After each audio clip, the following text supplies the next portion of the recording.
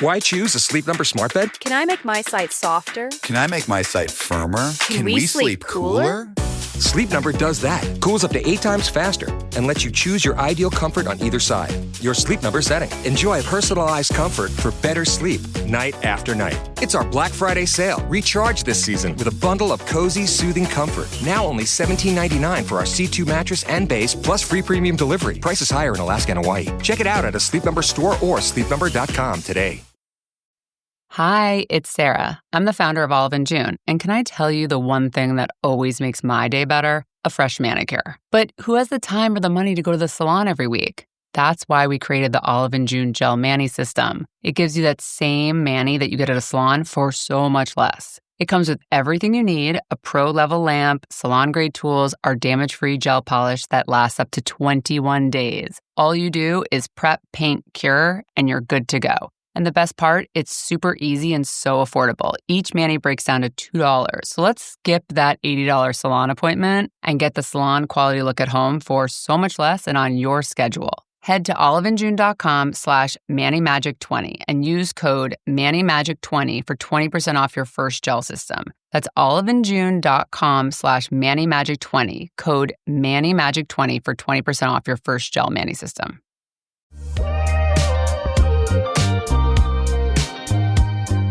You know that finding the right person takes time. Meeting people, vetting them, getting to know them, and actually building a connection. And then you might have to start over when it doesn't work out. It's a process and sometimes a long one. But how do you stay patient when you feel like you're running out of time? Today we're getting into dating under pressure, whether your biological clock is ticking or you're just impatient to find someone already after dating for what feels like forever. Welcome back to Dating Intentionally. I'm Talia. I'm sharing no-nonsense advice for navigating dating and relationships with confidence and ease, whether you've been dating for a while or you're just getting started. I believe dating can be fun. What's not as fun, though, is dating under a deadline. I know, especially for the ladies listening, you might relate to this more. And for the guys listening or for people who don't want kids listening, I think you can relate by tapping into that sense of urgency you feel just to find your person already so you can stop dating and move on with your life. I want to acknowledge the different folks who are probably listening to this and just say up front that this episode is more for the people out there who want to have kids by a certain time and are dating with that pressure. I know there are so many women listening who fall into this camp, but I also know that there are people listening who are past that age, already have kids, don't want kids. I see you, I hear you, but this episode is going to focus more on that biological clock situation. That being said, I still hope it's helpful to anyone who is dating and just is feeling impatient, feeling like they're running out of time, whether you want a family or not. And I know that this is going to be helpful for you. We've really got the full range here in the Dating Intentionally community, which I think is amazing. And I hope this episode is helpful no matter what season you are in life right now. Because the truth is, we all face pressure of different kinds. And that feeling of dating while you think you're running out of time to find someone is so real. I mean, I felt that way even though I didn't know if I wanted kids or not when I was dating. So with all that said, here is what we're getting into. I'm going to share the top 5 tips for dating when your biological clock is ticking or you're just impatient. We'll also get into your questions about dating with your biological clock and also some quotes from listeners on this topic that I found really inspiring. I have a few related dating dilemmas as well. Let's get into it. So first of all, why is this so hard? Why is this even a thing? And I think there is clearly this narrative that a lot of us have grown up with that we have to be partnered or be married or have kids at a certain age. There's a timeline and there's a standard for what a family is supposed to look like and when it's supposed to happen. And then there's this message that if you don't have that, then you're behind or less than, or you've failed, which we know on a logical level is not true. But the pressure is still there sometimes, especially when we're comparing ourselves to other people. We see other people kind of doing the things that we want to do. And you're like, why hasn't this happened for me yet? When is it my turn? It's just there, even though we know that we can create our own path. That our path doesn't have to look like your friend's path or the random person on Instagram. It doesn't have to look like their path either. So I want to know in the comments though, tell me, what is the age you thought you would be when you were like settled, married, kids, whatever it was? What is the age you thought you would be? Tell me in the comments. For me, I really thought I would be married by 30. That was definitely an idea I had in my 20s of like, oh yeah, I'm going to do it by 30. Like that's when I'll have met someone. Maybe I envisioned like actually when I was 30, not by 30, but like at 30, I will be getting married. In reality, I got married at 32, but I was okay if it didn't happen, and I will get more into that. Another reason why this is so hard is date math.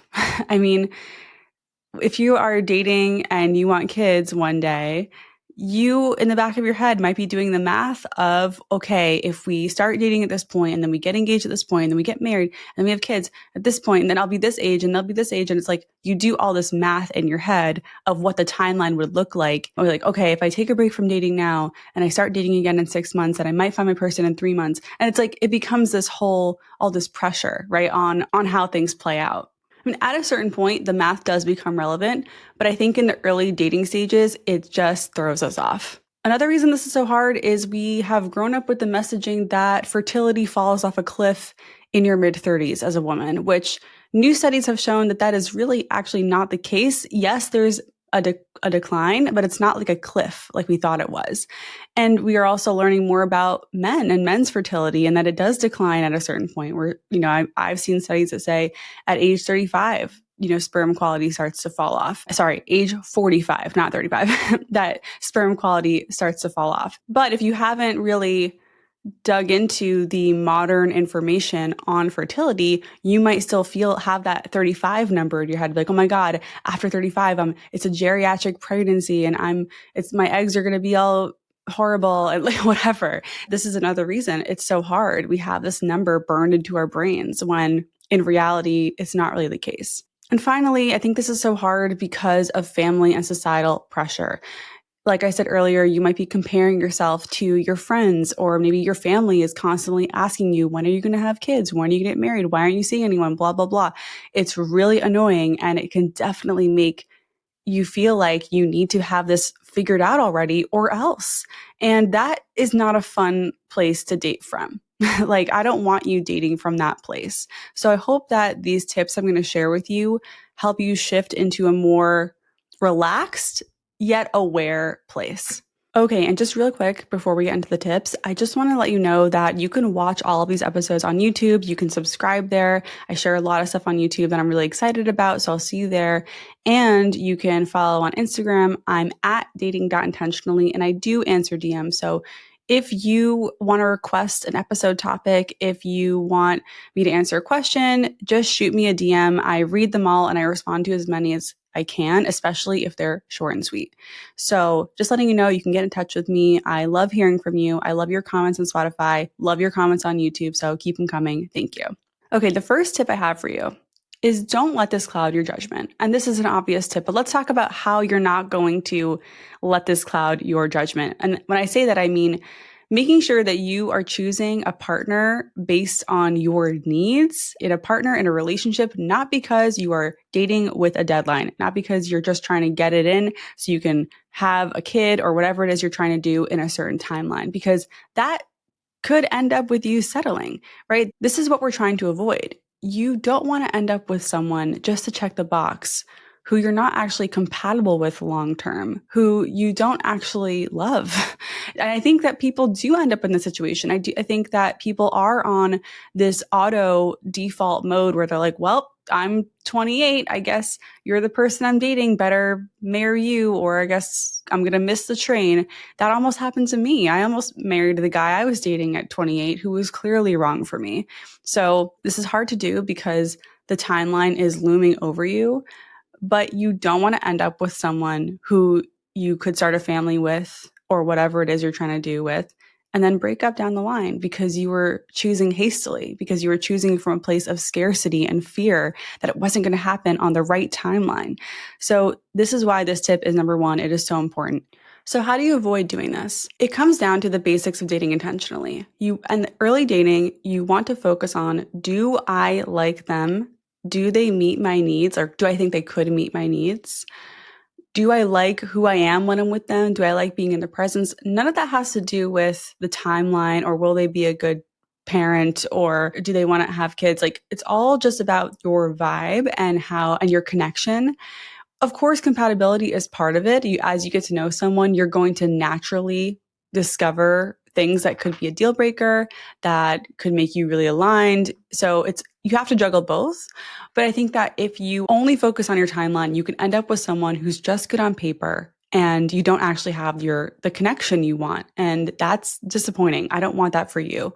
So in the first few dates, keep focusing on the vibe, the connection, a little bit of the compatibility piece.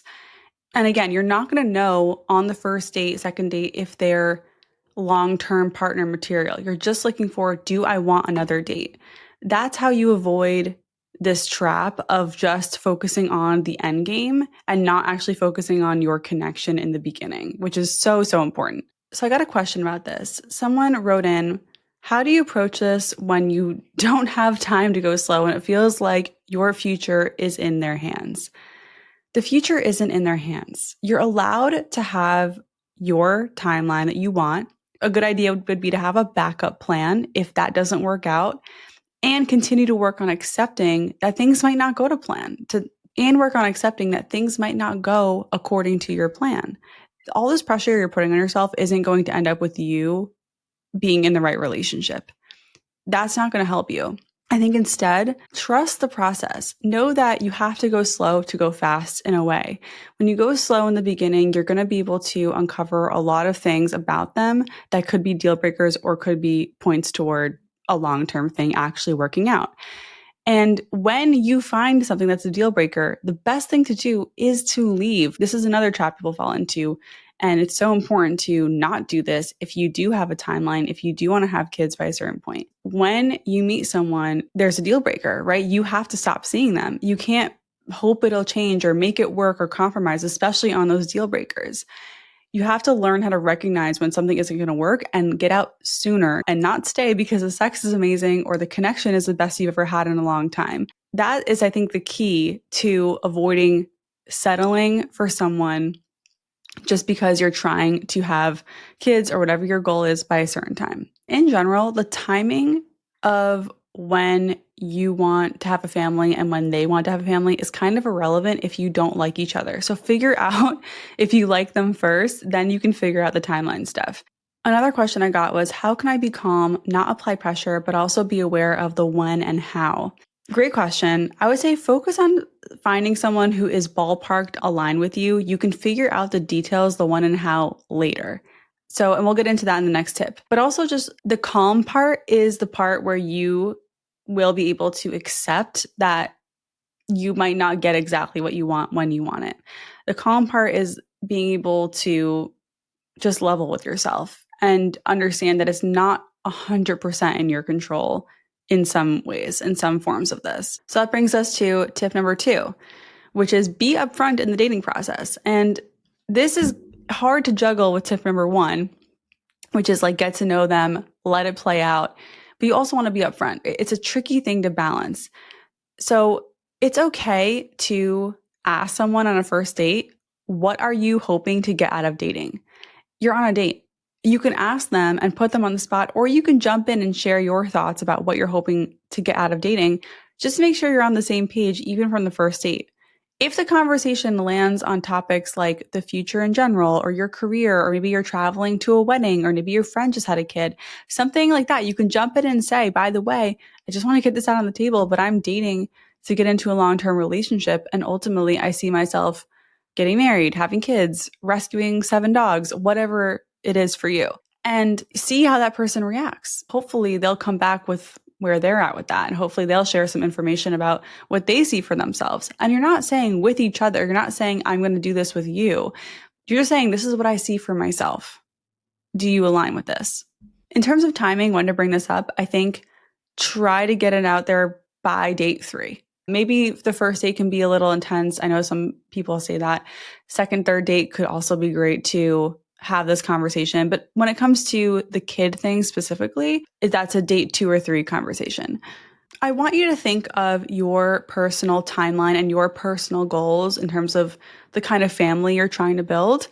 as part of the basics that someone would learn when getting to know you, like how many siblings you have, or what you're looking for in a relationship, what you do for work, and where you're from.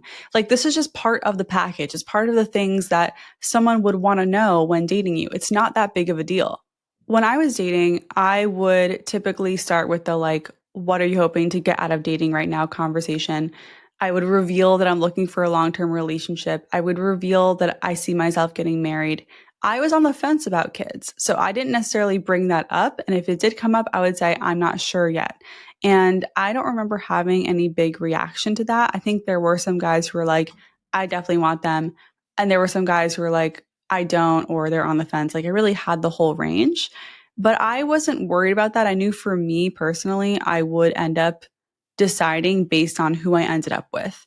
And I happened to end up with someone who I think would make a fantastic dad. And I cannot wait to have a family with him because I think us together, we just make a good unit, and I'm excited for that. But it could have gone the other direction if, we had a different kind of lifestyle and different dreams together, if that makes sense. So that's just me. And I think dating when you're on the fence can be really tricky. There's two kinds of on the fence because I was on the fence, like I could go either way. I could see myself loving it. I could see myself loving being child free. But then there's also the like, oh, I don't know about this decision. It's more from a place of scarcity. But in terms of bringing it up on a date, if you guys are talking about family, like you're each other's family, it's easy to ask, do you see yourself starting a family or something like that? If you're talking about people in your life with children, you could bring it up that way. Like, are you going to go down that path? If you don't want kids, you can talk about how much you enjoy being child free and see how they react. It's also worth bringing up when you're on the fence, like I said. And this is an important topic and no one wants to waste each other's time. There might be someone you date who knows they absolutely want kids or absolutely they don't want kids, and dating someone on the fence might not be a good fit for them. What I love about doing this show is that I get to introduce listeners to all these different ways to get support in their dating journeys. And one of the main ways is therapy. You've probably heard me talk about how working with a therapist for the last 7 or 8 years has helped me improve not just my romantic relationship, but my friendships and my family relationships too. The hard part is finding a therapist that actually works with your insurance. Having done it a few times, I can tell you from experience, it's harder than it sounds. That's why I'm so excited to partner with Rula, a healthcare company that makes getting quality therapy simple and affordable. Rula works with most major insurance plans, and sessions can cost as little as $15, sometimes even $0, depending on your coverage. This is huge. If you've ever worked with a therapist, you know sometimes the cost can be astronomical, and I love that Rula makes it easier on your wallet. Finding a therapist on your own can be overwhelming, but Rula supports you every step of the way, helping you find the right therapist, stay consistent, and actually make progress. They have a network of over 15,000 licensed therapists and psychiatrists across the country, and they'll match you with someone who fits your needs and preferences. You can start meeting with your therapist as soon as the next day. Thousands have already trusted Rula to support them on their journey toward improved mental health and overall well being. Head over to rula.com/dating intentionally to get started today. After you sign up, they'll ask you where you heard about them. Please support our show and tell them our show sent you. Go to rula.com/dating intentionally and take the first step towards better mental health today. You deserve quality care from someone who cares. One question I get asked a lot about my dating journey is, how did you manage to go on 150 dates in a year? Part of it is because I was determined to master dating, and the other part of it, well, it's because I am really big into routines. I don't know who I am without my routines. They keep me on track with everything from having relationship check ins with my husband to getting to the gym 4 times a week to making sure I always have delicious meals ready to go in the fridge. And something I recently added to my routine that I'm so excited about is AG1. AG1 is a daily health drink clinically shown to fill in common nutrient gaps. I've been adding a scoop into my protein shakes every day, and I love having a little boost of nutrients that I know I might not be getting otherwise, especially as we head into the holiday season when our schedules get thrown off and routines pretty much go out the window. It's great to have an easy way to support your body and prioritize wellness even with this season's chaos. I've been using AG1's original flavor, which tastes like pineapple and vanilla in my daily shake, and it's so good. I love that it helps me cover the bases with what my body needs, and with AG1, it's just so easy to do. If you're looking to boost your wellness routine, I recommend checking out AG1. Head to drinkag1.com/dating to get a free welcome kit with an AG1 flavor sampler and a bottle of vitamin D3 plus K2 when you first subscribe. That's drinkag1.com/dating. Someone asked me, how do I bring up, or when do I bring up the fact that I froze my eggs? And I asked my friend who is dating, and I know she froze her eggs, and she said she's never brought it up with anyone because she hasn't met anyone yet who she would even consider procreating with. And that was an interesting approach. I think, yeah, like, I guess it's kind of like, what's the point of bringing it up if you don't know if that you want to actually have kids with that person? It's an interesting way of thinking about it. Like, only bring it up when you know they might be potential co-parenting material, right? You can also bring it up casually, especially if it's recent, if you did it recently. If you're talking about anything to do with family, kids, whatever, it's okay to just drop that in there. I don't think it has to be this big deal thing, even though it is a big deal that you did that. It doesn't have to be this information bomb dropped on your date that's going to, throw everything off. You made a decision to freeze your eggs, and you get to see how that person reacts to that, which is so important. So I think if I was in that position, I would bring it up earlier just to see how they react, because I want that information. Whatever approach you want, though, is totally up to you. I don't think there's a right or wrong here. I think either approach, waiting till you know they are co-parenting material or just dropping it in early to see how they react, could work either way. Okay, the first two tips are dating related, right? We had, don't let this cloud your judgment, stay grounded, and focus on connection and general compatibility first before you worry about, are they going to be a good parent? And then the second tip is be upfront about what you want so that you don't waste each other's time. But you don't have to make it so deep and heavy and locked in with that person. My third tip is more about you. And this is more into that, how do I feel calm? How do I feel okay with my path, even though it doesn't look like I thought it would look, even though I thought I'd be married by now and I'm not. My third tip for you is explore all your options. This is more about you. And when I say explore all your options, it's going to help you feel calmer about your timeline and how things are actually playing out versus how you thought they would play out in your life. When you zoom out and recognize there are so many different types of paths you can take, you can relax into that a little bit more and realize that you don't need it to go exactly the way you thought it would go. There are many ways to become a parent. There are many ways to have a family. There's just being open to other options is going to help you feel more calm and date with more confidence instead of coming from this place of scarcity that you have to get it done and by on a deadline. So what do I mean? So obviously freezing eggs is an option. It's not an option for everyone. It is definitely a privilege to be able to do this, but many people wrote in saying that they froze their eggs when I asked this question on Instagram, which was really good to know. And if you want to learn more about it, I have an episode that I recorded with a doctor. I will link it below. It's episode 94. It's all about the process, what it really does, how does it work, all of that. But that's an option if you want to give yourself more time or peace of mind. Generally, like, becoming a parent on your own is an option for some people. If you know you really, really want to be a parent, like that is so, so, so important to you, you can do it on your own before you find your partner. It doesn't have to be in a certain order. I had a woman on the show, it's episode 100, who became a single mother by choice before she got married. And she did get married, which was awesome. She met her husband online after she had her kid already by herself. So that is an option. People are doing this. Maybe it wasn't your first choice option, but again, we need to zoom out and that will create more calm inside. We also have obviously adoption, surrogacy, coupling up with someone who's already a parent and becoming a step parent or bonus parent. Of course, not getting married, not being in a relationship, those are options too. And maybe that's not what you want, but I'm naming them because you don't have to get married. You don't have to couple up. It's not mandatory. I'm just saying that. There's also being that amazing auntie or uncle for your siblings' kids or your friends' kids, right? If that's something, that's also an option. You can be very present in the lives of other kids in your life. Adopting a bunch of pets, that's an option too. And look, we're going to get into the next tip, but it's okay to mourn that you might not have exactly whatever you were hoping to get in life at a certain point in life. It is sad. It is definitely sad. But I like this tip because it's just a reminder that you can get creative. This is your life.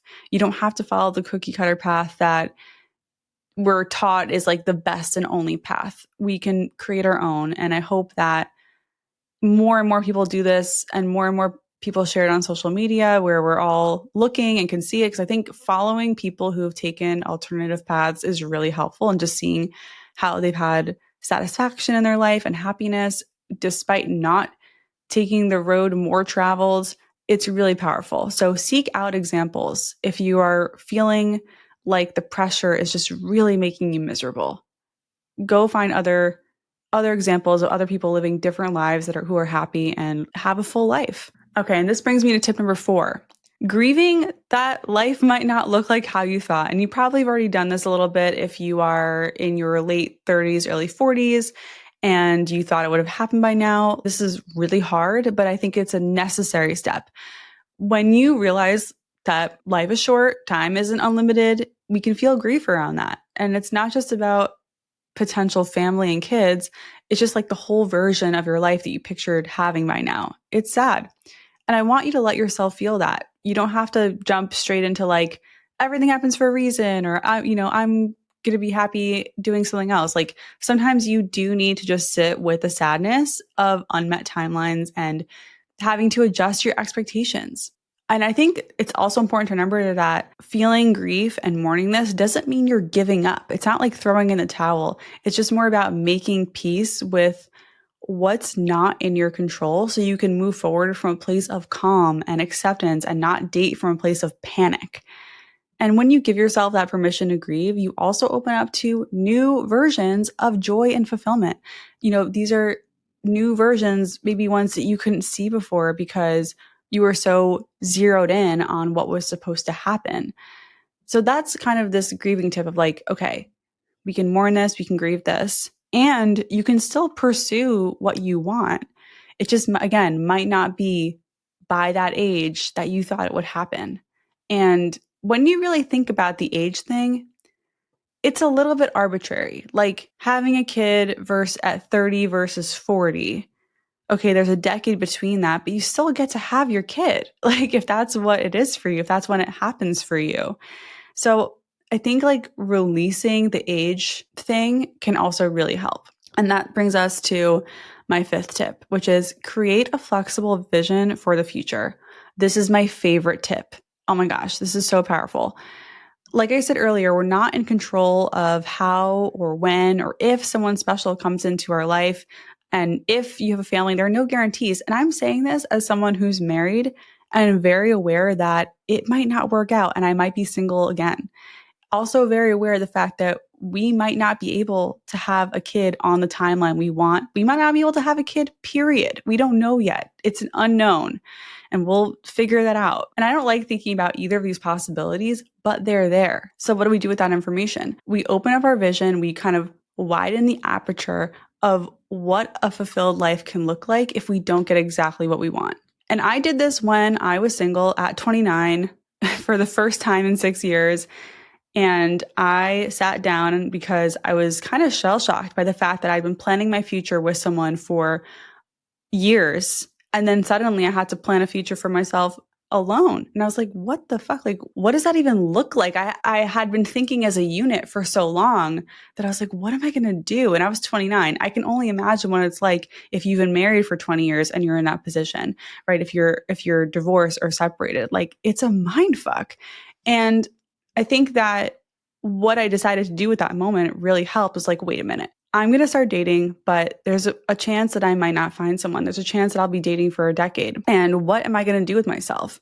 What is the best version of that decade look like if I don't meet anyone? And I mapped it out. I wrote it down. I got into the details and I got really excited about this vision.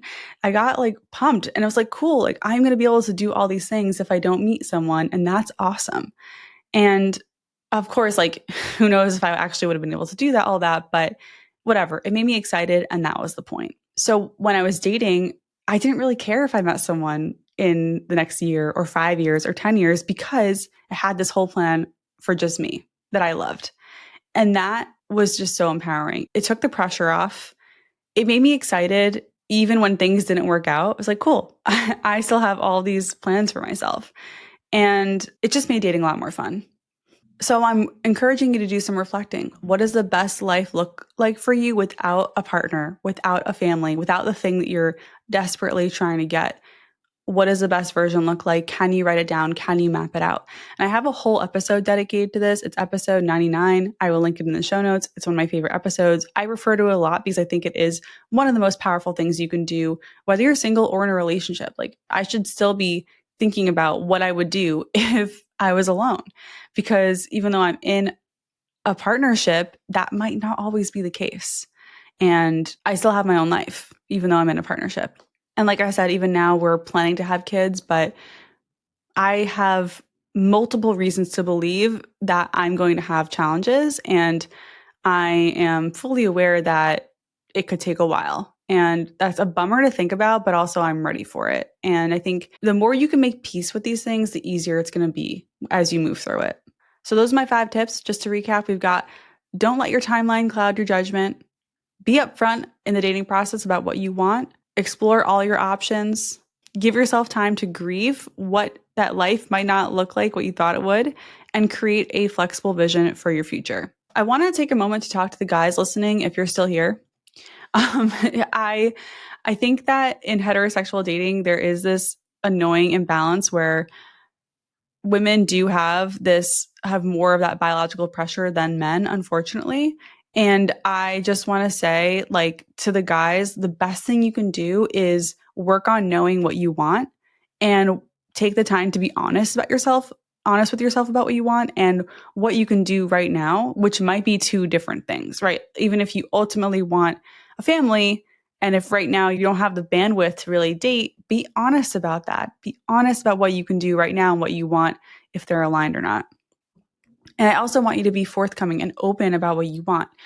I think some of the frustration women have about men, and I know I've experienced this myself, is that sometimes getting a clear answer of what you want and what you can show up for is like pulling teeth. So be direct. If you want a relationship, say that. If you want a family, say that. I think that there are some guys out there who are afraid to say they want kids because they're worried that the woman that they're on a date with will just want them like immediately. And I could tell you guys, like, that's not the case. Women want to get to know you too before, like, at least the ones who are dating intentionally want to get to know you too before jumping to that huge step. So that's my tip for guys. Dial in on what you want, be able to communicate that. You will be able to not waste their time and not waste your time as well. The last thing I want to say on this section is there is no such thing as too late for love. I know this advice is really annoying to hear, but it's important to remember that your timeline, again, is not supposed to look like anyone else's. You can find love at any age. And I'm not talking about starting a family now. I'm just saying love in general. What your friends are doing have nothing to do with you. Their timelines are theirs. Yours is yours. It's irrelevant. What you see on social media is not only a highlight reel, but it also has nothing to do with you. It's like everything you see that's happening to other people, nothing to do with you. It's irrelevant. I'm just saying this because I want you to get out of that comparison trap as soon as possible. That's really going to help you too. Something that's really helped me on social media to avoid the comparison trap is muting people, not unfollowing, but muting people who I'm comparing myself to. Because I don't really want to unfollow them because I like them and I support them. But it's like, if I find that I am feeling that comparison vibe every time I see their content, I just mute them. And I feel a lot better after not seeing their content for a while. And look, certain things, yeah, like maybe having biological kids, there is somewhat of a time limit on that in our lives. I think it's a more forgiving limit than what we've been taught, but it does exist. I just want to say there is no limit on finding love and finding partnership. And there's no limit on creating the vision for your life that you would be excited about, even if it doesn't include exactly what you want. We are going to take a quick break. Then we're going to get into some dating dilemmas, some questions, some quotes, lots of stuff from you guys, the community. Thank you so much for contributing. We'll be right back. All right, welcome back. I've got some dating dilemmas. So these are two dilemmas that actually inspired this episode because this just keeps coming up. By the way, if you want to submit your dating dilemma to the podcast, you can do that in the show notes below. I've got a link for you. It's anonymous. Thank you to everyone who submitted. I answer them on the podcast and on YouTube. I, 37F, am dating a 31-year-old male, and we've been together for about 4 months. It's still a relatively new relationship, but I feel really happy and genuinely think this could be the one, and he said he wants a future with me too. But I'm almost 37. I feel pressure about the timeline, marriage, kids, all of it. He wants a family too, but I can't help feeling the time is running out, and it makes it hard to just enjoy where we are. I don't want to rush into anything and end up having a child with someone only to break up later. How do I stop putting pressure on myself and to hit these milestones and stay present in the relationship, enjoying it for what it is, without ignoring any red flags or letting fear take over? Great question. So for this specific situation, when you're in a relationship, it's going well, but you're still feeling that pressure, I think it's important to have a timeline conversation. Have that conversation of like, hey, I just want to check in with you because I've been thinking about this. I am feeling the pressure of starting a family and I'm aware of my age and I just want to see how close we are in terms of what we want and when we want it. I want to have kids by 40. What do you think about that? And then just have that conversation. Again, you're not deciding anything right now. You're not making decisions. You're exploring. You're putting it out on the table and comparing what he wants versus what you want and seeing how far apart or close you are on those things. That's, I think, will help you kind of alleviate that pressure because if you know where he's at, if you know what he wants, then you'll know what to do. You'll know if you should keep seeing him or not, or you'll know that you're both aligned and you want the same things around the same time. And I think 4 months is maybe a little bit early to have it. I would say maybe wait till 6 months, but ultimately, I don't think that's going to make a big difference. This is really important to you. It's on your mind. I think, again, if this person is the one, this is a good test also to see if you can have this very adult, normal conversation. It's reasonable to have this conversation at 37. Like, you're not asking for too much. So I would say go for it. Keep it hypothetical. Keep it exploratory and see what happens. And let us know. Okay, the second one that inspired this episode. Here we go. I, 33 female, am a very goal-oriented person and I know what I want in my life. I would love to have a family within 3 years and continue building my business in the meantime. My boyfriend, 29 male, is more of a go-with-the-flow guy and has to feel it out. He does not set concrete goals in life and does not know what the future brings. Neither do I, but I try to have at least some control over it. My goal of having a family in this timeline is a huge stressor for him, and he can't promise me that it will happen in that timeline, and he doesn't know when it will happen. He knows he wants a family one day. I love him, and I'm worried I will lose my time with him, with us ending up in the same situation years later. Should I stay and feel it out and see when it happens naturally, or should I find a partner more aligned with my goal-oriented thinking? It's so hard to find someone I click with. Thank you. I've read this one a few times. This is one I've come back to a few times. And honestly, I think you should leave or set a deadline for yourself, like of I'm going to give it another 6 months or I'm going to give it another year. Because then that gives you the chance to have more conversations about it and explore it more, though it sounds like you already have had a bunch of conversations about it. It doesn't say how long you've been together, but it sounds like you've been together for a while and you've talked about it. So the bigger red flag to me, though, is that the way you write, it makes it sound like he has accepted about himself that he doesn't want to make a plan. Like he doesn't want to have a timeline. It's too stressful for him. He feels maybe too suffocated or too locked in or too pressured. And that's valid. That's fair, but it doesn't really align with you where you're more comfortable making these big plans, which I relate to. I get it. I'm the same way. So I think that's why this just might not be the right fit for you, because if you're having trouble with this conversation, imagine how hard it's going to be when you have kids and you have to make other decisions. That's something that I like to think about too in a relationship. Like if this is hard now, it's going to be way harder with kids in the picture. So I would zoom out and reflect on how other conversations have gone in your relationship around money, around the future that has nothing to do with kids, planning vacations. Like if everything with this guy is difficult because you are such a planner and he is allergic to planning, that's what it sounds like at least, then he just might not be the right person for you. Because I think in a relationship, if it's easy in the relationship, it's going to likely be easier when you have kids. It's not going to be easy, but like that's a good sign if you are able to navigate this stuff before you have kids. I think that's a signifier of that you'll be able to do it when things get really tough with kids in the picture. If you think I'm wrong on that, like if you're listening to this and you're like, no, she's wrong, tell me in the comments. Like, I want to hear your take on these dating dilemmas. Tell me on YouTube, tell me on Spotify, DM me on Instagram. I'm really curious. Maybe I'm totally off base here. So let me know.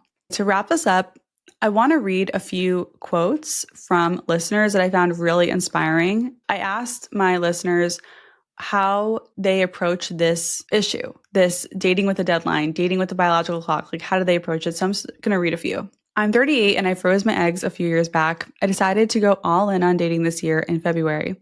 In July, after about 6 months of active dating and going to singles events, I met a 44-year-old man who has all the qualities I'm looking for, and he wants the same things I do. We found each other on Facebook dating. On our second date, I laid out my story and what I want. We've had the most wonderful last few months getting to know each other and falling in love. It's early, but we're so happy and excited for the future. Before I met him, I came to this realization that if I want something enough, there is no guarantee that it will come to me. But if I pursue it avidly enough, I'm more likely to meet men who are a good fit. I love this, and I appreciate you sharing this. I feel like I took a very similar approach, and I'm so glad that you kind of dove in and found what sounds like a great guy who is aligned with you. Like, it can happen. Here's another one. At 31, I have maybe a decade to have kids, but I've always 100% wanted to be a mom. Definitely doing the math on when I have to meet someone to have kids by 40 stressed me out. The realization that I can actually have a kid alone, even though it's not my ideal, makes me feel way more relaxed about being single right now. Community and support for parenthood comes in many forms. This is just a great example of what I shared earlier about like exploring all your options and relaxing into just the different ways this can happen. Here's another one. I'm almost 37 and I've really tried over the past 6 months to focus on living my life instead of worrying about timelines because I know worrying won't make it happen any faster and it will just make me feel worse. I'm finding ways to spend as much time as possible with close friends and family and to dedicate myself to my hobbies and volunteer work. And I think of this time of my life as preparation, not waste. It doesn't totally mute the anxiety, but it helps me not freak out. I love that so much. That's definitely a different way of thinking about it. All right, here's the last one. I'm 42 now and I wanted kids, but with therapy, I realized I put too much pressure too fast on dating because of the biological clock, and I sometimes tried to make things work that shouldn't have worked, or I just scared the guys off. I still wanted a good partner first, and that takes time, so now I've had to let the idea of kids go a little bit and focus on finding a healthy, good relationship. If kids come, great, but I've had to open up my dating to people who don't want them to, since I don't even know if I can have them at this point. And for now, I've let the pressure go to realize that maybe kids are in the cards, but if not, I would be a great step parent, aunt, I can adopt or foster if I want to volunteer with kids, and I can still make a difference and give love in other ways and get a dog. I love this so much. This is so real. I mean, I really appreciate you sharing this because this is very vulnerable. Like, I am 42. I made some mistakes along the way, and now I have had to learn how to let this idea go or just be okay with a different form of having kids in my life. It's hard. The grieving part is so real, but I think on the other side of the grieving is that acceptance and calm that really goes a long way. All right, so that's all I have for you today. I would love to know what your thoughts are on this topic. It's really a tricky topic, and I hope this episode helped you. And I want to thank you so much for listening. Thanks for trusting me. And if you know someone who is navigating dating and could use a confidence boost or a fresh perspective, share this episode with them. And if this podcast has helped you, a 5-star review on Apple or Spotify really helps me grow the show. Once again, I'm Talia. This is Dating Intentionally, and I'll see you next time.